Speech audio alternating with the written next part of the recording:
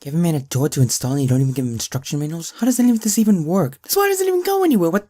Oh, greetings, Ponies and Pickets, this is the Watchful Pony here. Sorry, I'm a little unprepared at the moment. I just got my Rift door a couple days ago and I wanted to celebrate by doing a collab with someone. If I can actually get this thing to work!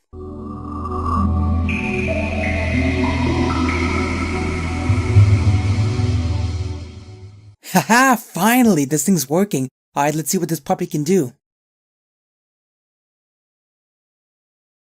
Okay, let's see. Who do I collab with? Boy, there's sure a lot of doors in here. Gotcha! Wait, what the? So you finally showed your face, cartoons. Well, my trap has finally caught you. Cartoons? Are you freaking serious right now? Does this head look like a Pokemon cap to you? Wait, a horn? Watch? Sorry, man. It's just with the red fur and all, I just kinda, you know. Oh, I see how it is. Just because I'm a red pony, that automatically makes me that edgelord bastard, doesn't it? What? No, I never said that. Wait, what are you doing here anyway? Oh, well, you see, my Rift door arrived today, so I was just looking for something to collab with. If you need a collab, well, I suppose it's the least I can do after trapping you in a net. Well, considering I'm already here, I don't really have a choice. So what's on your plate today? Well, today we're reviewing The Cart Before the Pony. Oh joys. He's a demon and he's gonna be chasing after someone. Behind the wheel, get my stomach turning. Speed racer, hit the gas, smell the rubber burning. Boom, gotta get rid of me, sapphire. How could I not love him when he's better than the bad guys? Zoom, baby, so give me room. Baby, you hit a boom. There's no need to wonder who. Wait, what? How did I get here? Magic at the jump cut, my friend. Now let's do this. Our episode begins with actually a pretty funny line about learning about physics, followed by the episode reminding us of the literal worst male characters in the show, Snips and Snails. And that is immediately where things start to go downhill. This was the perfect opportunity for the man who turned Diamond Tiara into an unredeemable asshole to work with her as a likable character. Sure, she was there, but aside from crowd noises, she didn't say a word. Instead, we get the two leftmost on the bell curve. Wait, where did this thing come from? Oh dear. Anyway, after the school day ends, the CMC are talking about the carts they want to build for the derby. I do like how instead of the CMC wanting to build what you'd expect, they want to build something different. The end result may be the same, more on that later, but it does add a small little layer of personality to the ponies. Agreed. I think the episode does do this well.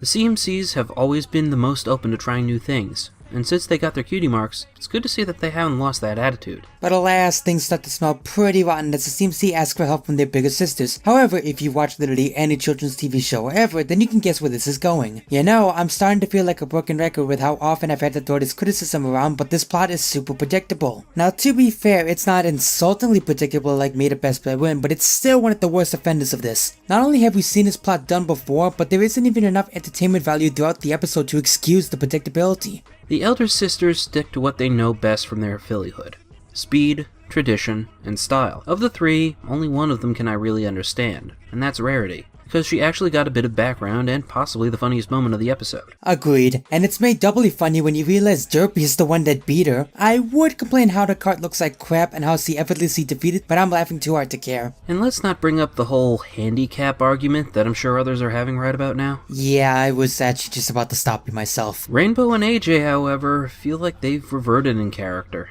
The only thing that matters is speed. The only thing that counts is tradition. This is behavior bordering on pre-ne'er-do-well. Scratch that, it's more like Season 1 as a whole. Who wrote this episode? This has to be a work of a new writer, right? I'm afraid not, Dulcet. Edie Valentine apparently wrote this episode. The visionary writer behind Three's a Crowd and the beloved Flight to the Finish. Say what? Was this some scrap project from Season 2 that they brought back? The mains in this episode are extremely dense, to the point where they don't even get a single signal from the CMC that this isn't what they wanted. I can name an episode each where they've displayed that kind of observation in the past. Sisterhood Social, Brotherhood Social, and most recently, Stranger Than Fanfiction. Sisterhood Social brought attention to Rarity and Sweetie Belle, where Rarity became more responsive to her input and opinions. Brotherhood Social showed AJ pick up on Big Mac feeling upset, and she took time out from practicing with Apple Bloom to try and reach out. In Stranger Than Fanfiction, RD bookends the episode with being able to pick up on subtle hints from both Twilight and Quibble that allowed her to figure out the right things to say to improve, or at least keep the situation from getting worse. Exactly 0% of this was seen in this week's episode. You know, now that you mention it, the obliviousness displayed by these characters is strange, and it's not like the CMC are being subtle at all of what they really want. I mean, Applejack I can see being stubborn, but Rarity should have enough common sense to pick up on what her sister is feeling. Especially after Sisterhood's social. And maybe what's part of the Wonderbolts now is winning a little kid's race so important that she's willing to flat out ignore her little sister, something that, need I remind you, C definitely never did in Flight to the Finish, an episode by Ed Valentine. I mean, I get the need to recapture a fun childhood memory, but seriously, Rainbow, grow up. Ed Valentine, what happened, man? Maybe old Ed has just been away from Pony for too long. I mean, he hasn't been in anything for MLP since season 4. Clearly, he has performance issues, which is why I recommend Ponies, the once-a-day tablet for natural ponificational enhancement. This is Watchful. Watchful is a very Hey look, a dirty Anthro pick of Sapphire Heart Song. And knows it This doing anything for you? This pony No? lasts. Warning, pony site is not for everyone. Okay. It may lead to side How about effects this such as fold-out fainting, calendar of the flights, Brony spontaneous analysis and community? everlasting erection known to It was cause on traumatic August. interactions. If this happens to you, do not call the hospital. But instead call all your British friends and us and tell us how simple it 9 was. Pony J? site, ponification 9J? at its finest. Whoa, okay, now that's a katana. Ooh, I got it. How about a picture of Twilight Sparkle dressed up as a school principal? No? Nothing? Well, he's either dead or having a hard time. Anyway, that brings me to missed opportunity number 2. The CMC could have observed this exact same conflict between one of the school ponies and their significant other and tried to help. Maybe one of the unknown fillies or colts. Maybe even Diamond Tiara. And in turn, with them focusing on helping out this classmate, this would be a retelling of that theme, but with a twist that would have made this episode less predictable. Or maybe, Nah. with the amount of history the CMC have had with Diamond Tiara, maybe have her talk to the CMC only to have the three sisters notice it, take it the wrong way, and go overboard making the cards just to make sure Diamond Tiara could never win any of the ribbons. That could have actually taught a great lesson about either talking things out, or that sometimes past does not determine a future for someone. Speaking of predictability, someone doesn't know how to stop using the rule of 3. Seriously, everything is in 3s in this episode. We get it. We know which sister is ingrained with which type of card. You don't have to show us all 3 every single time. Not to mention, it just adds unnecessary padding to the episode, padding that could have been used to expand upon the sisters' feelings or maybe help the CMC out more. You know, just anything to make this episode stronger. Actually, at this point, I would have loved it if at the last minute the CMC dressed in suits that hide their identities and switched sisters so that they could get what they want. It would have been unexpected and would have been a nice callback to Sisterhood's social. Actually, I've got a way to remove the padding in missed opportunity number 3. The montage. The montage of the CMC trying to modify the carts and the sisters changing it back could have all been done much faster and more effectively if they had actually given lyrics to that part of the song.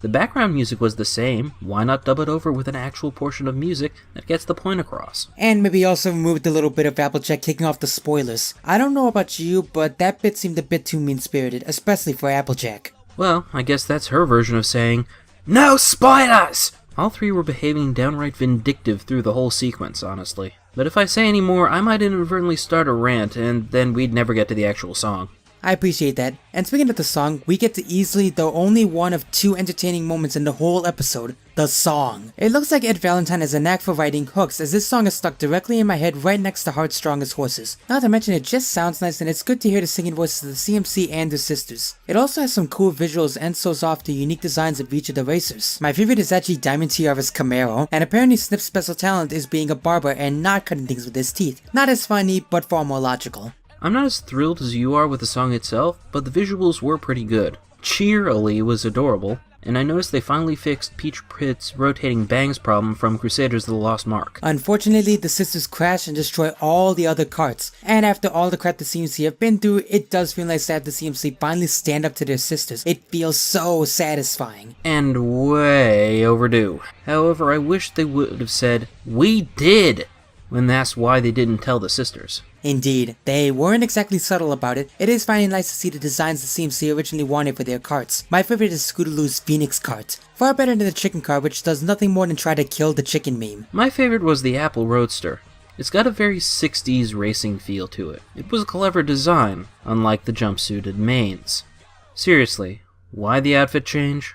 Did they put that in just so they could get them all greased up? Ugh, oh god, the implications. I think it's best we leave that to the artists who don't have any boundaries when it comes to what they draw. I'm sure there's already art of it on Derpyborough. Maybe I should have flashed that to you when you were out cold. In any case, they finally race Papa without the stupidity we've had up to this point, and the sisters sit this one out. And the episode ends mid-race. I've heard a lot of people complain about this part, saying they wanted to see the end of the race, but the thing is, I think it's the most well-executed portion of the episode. Why do you need to see the end of it? The CMC is shown having fun, finally getting to do exactly what they wanted to. To me, this is a perfect moment. To end it after the award ceremony just makes the entire episode predictable. And what if something goes wrong before the end, and Mabaloom loses or Sweetie Belle can't cross the finish line? These are all real scenarios that could happen, but we don't need to see. So yeah, they ended it exactly where it should have. Agreed, although it is a bit too nice of an ending for what the rest of the episode has given us, because overall this was a pretty weak episode. The plot is very predictable, and there really wasn't enough humor to make up for it, with the exception of Rarity losing near the beginning, of course. And even if there was, the sisters were really childish and too frustrating to enjoy. The song and the ending is pretty good, but there's just too much bad in this episode to call it at least average. There were too many repetitive points, and the moral was thrown in our face, and it was a weak one at that. It suffered from a plethora of missed opportunities that could have given it the twist it needed to make it a passable episode. And it's unfortunately Ed's worst work to date. Which is why this episode is getting a 2 out of 6. Some good moments stopped it from being terrible, but not enough to save it. We expect better from you, Ed. Let's hope your next attempt is much better. Anyway, thank you so much for joining me for this review, Dulcet. No problem, Watch. And I'm really sorry about the whole mix-up. But, as a wise man once said, failure is always an option. I think I know what I did wrong. I forgot to get the sensor to cross-reference black with red. Then, all I have to do is just program an exception for Crimson Glow, and it'll be all set.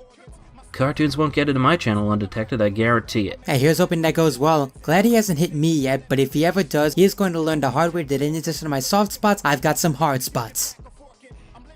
That came out wrong. Or did it? Anyway, I'm the Watchful Pony, and this is Why Brony. I'm Dulcet, and always keep theorizing. You just might wind up right. Thanks for watching.